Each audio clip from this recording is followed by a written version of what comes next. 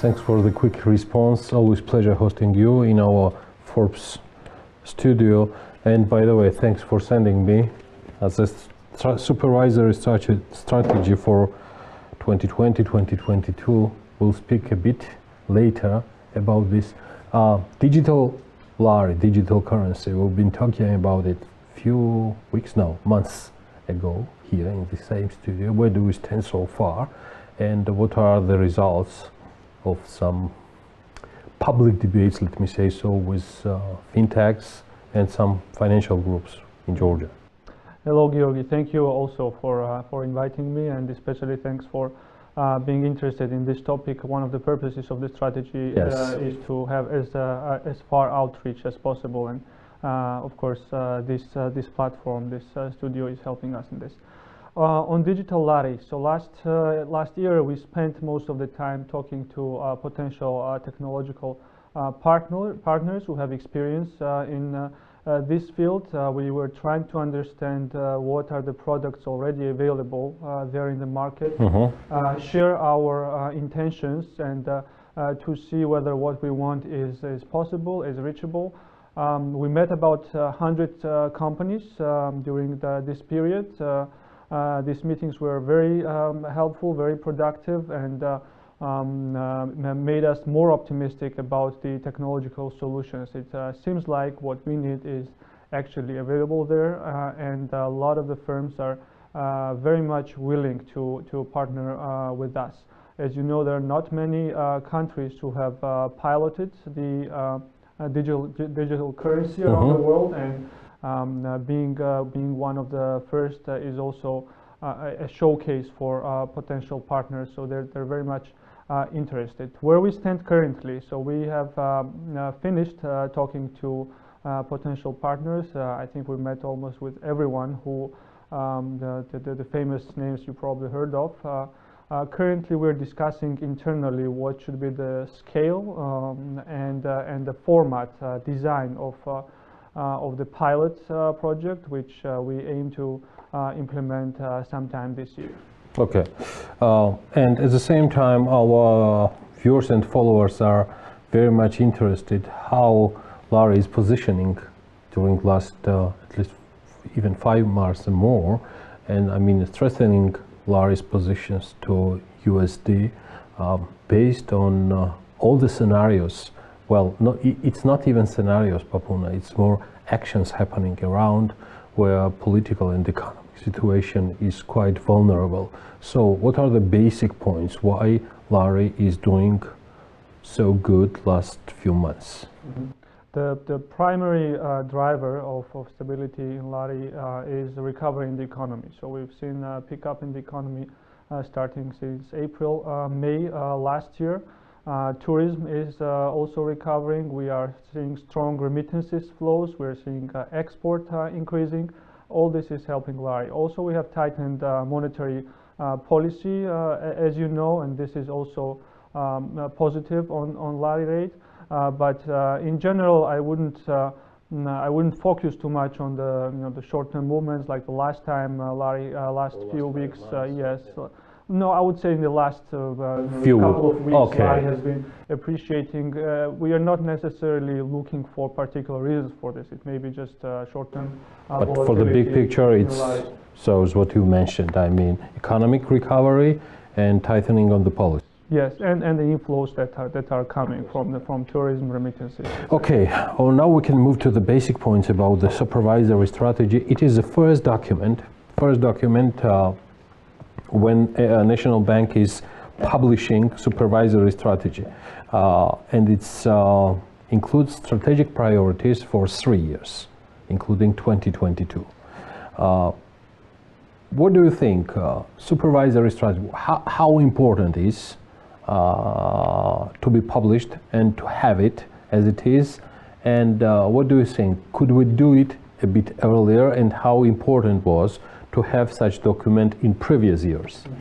Let me start by the purpose of the supervisory strategy. So we have several purposes by publishing the strategy. First, it's our internal planning document. This is how we help ourselves plan our activities over the medium term period. You know that day by day we have a lot of important challenges, and sometimes our long-term goals, long-term priorities are becoming shadowed with immediate developments, ad hoc developments. This is one of the reasons we need strategy to plan our work in the long term.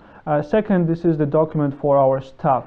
Our staff should be able to see what purpose they are serving. So in every activity they're implementing at job, they should be able to see the link to our strategic priorities. So on their day-to-day job, they should be able to see what goals of the National Bank of Georgia they're serving. Third, this is a document for financial sector, for them to plan their activities, to know a regulatory environment, and to know what to expect. And finally, this is the document, it's the communication document with experts, with people who are interested in the field, academics, IFIs, media, etc. This is how we communicate with all the stakeholders. Papuna, while we move to the previous years, you're pointing 5 basic directions within the documents. I'm talking about supervisory priorities. It's strengthening of culture, encouraging leadership and initiatives, also the cooperation with stakeholders, facilitation of stable functioning of the financial sector itself, approximation to international standards, developments of the ecosystem for sustainable financial technologies. These 5. At the same time, we can see in the statement of the governor that he's pointing that it puts particular emphasis on the key objectives and changes to the supervisory priorities planned for the next 12-18 months. Does this mean that you meant here because the published date was within the 2020? Am I right in this? Yes, that is correct. At the point that statement was made, we had about a year and a half towards the end of the strategic document horizon, which ends at the end of this year. And starting in 2023, we are planning to publish new strategy with new goals and new priorities. Let me move to my previous question. Do you think it was crucially important to have such a public document in previous years? It is helpful. It's not something that all central banks have, but we found it helpful to have these documents because of the reasons I described in the beginning. So it's definitely helpful. In your interview to our TV show Business Morning, you mentioned that all the next documents gonna be not just public as it is so far and already reachable for whoever needs, but it's also going to be in detail discussed with economic experts, analysts, and also representatives of the financial sector itself. But the first document itself was done exclusively by MBG team. It's true. This is our internal product. The first strategic document was produced internally at the National Bank of Georgia. We didn't have a lot of consultation during the establishment of our priorities and the goals.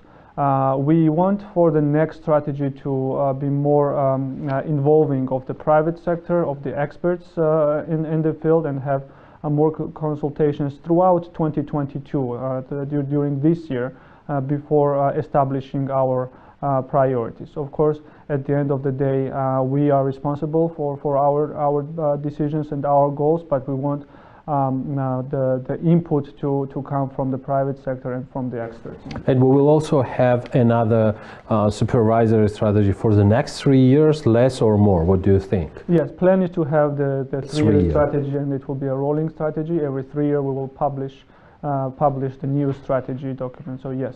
Personally, for you, key findings, what are the most reasonable for consumers and for the representatives of the Georgian financial market from this strategy? Yes, so the supervisory function of National Bank of Georgia, it's quite complicated to an average person to understand. It's sometimes difficult to understand what purpose is the National Bank serving, because financial stability is not something that we can touch. It's an abstract definition, and it's difficult to understand. We only know it when we have risks materialize and we have financial crisis.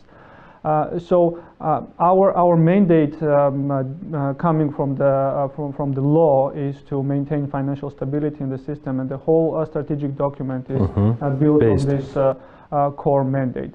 Though we also think of development, we think of advancing the financial sector, advancing the technologies, and I think for a regular person, this is the fifth priority to promote fintech.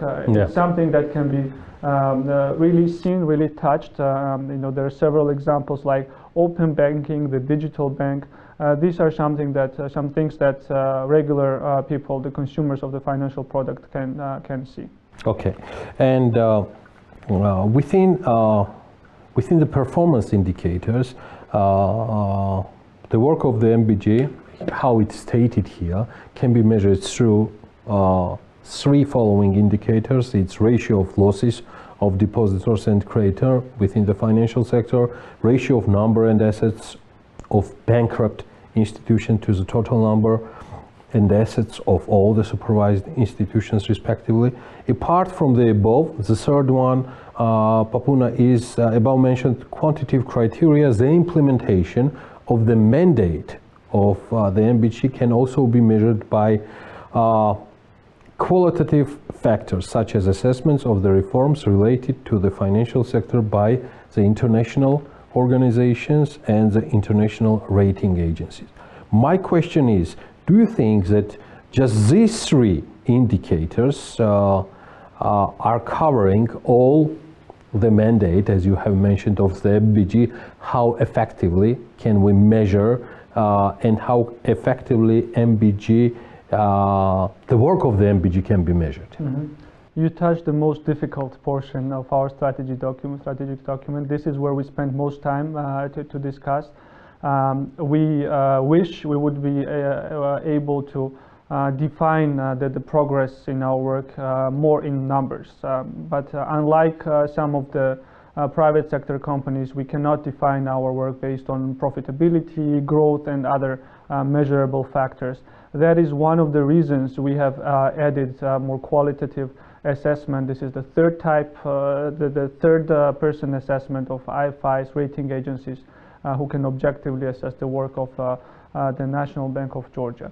But to speak in the numbers, we also mentioned the strategy. So our objective is not to have all financial institutions at all times be financially viable. So our risk tolerance is not zero bankruptcy. This is not something that we're targeting. We are to some extent open to taking risk, but the risk should be measured and the risk should not be systemic. So we do not mind if the one or a couple of financial institutions face difficulties, but this should not have domino effect on the rest of the financial sector, and resolution of these difficult cases should happen in such a way that depositors, the creditors, do not lose money. And my final question, you mentioned in your TV interview, and your message was, as a vice governor of the National Bank of Georgia, that during this year you will pay more attention, and it's going to be more exclusively related to strengthening your relations within the coordination with the government, with some other fiscal agencies, and not paying more attention to some amendments within the regulatory body. You meant commercial and corporate sector. Could you be so kind to be more in detail with it? Yes, absolutely. So current strategy 2020-2022 is exclusively, almost exclusively focused on the financial sector risks, approximation to international standards, and we have a smaller component, smaller proportion that's talking about development, the progress, and so on. I think current strategy has turned to be quite intense for the financial sector. We had a lot of reforms that impacted not only national bank, but also financial sector. The market participants had to spend a lot of effort on the new developments, including open banking, transition to IFRS, the new reporting standards. These are some quite labor-intensive works that have been implemented. I think for the next 3 years we can have the sector digest these reforms and be lighter on the reforms that impact directly the financial sector, but we can focus more on the development, the international trends in the banking, the growth, where Georgia can position itself on the map of the financial sector regionally or even globally. And in this work, what we have realized over the past couple of years is that it is important that we coordinate a lot with our partner agencies, the governmental agencies across the country, including the digital lari you mentioned. This is not something that National Bank can do on its own. We need a lot of coordination to make this happen and to yield all the benefits that can come with it. And capital market and all the strategy what you're coming up from already. So thank you so much for your time and thank you for being with us. Thank you, Yuri.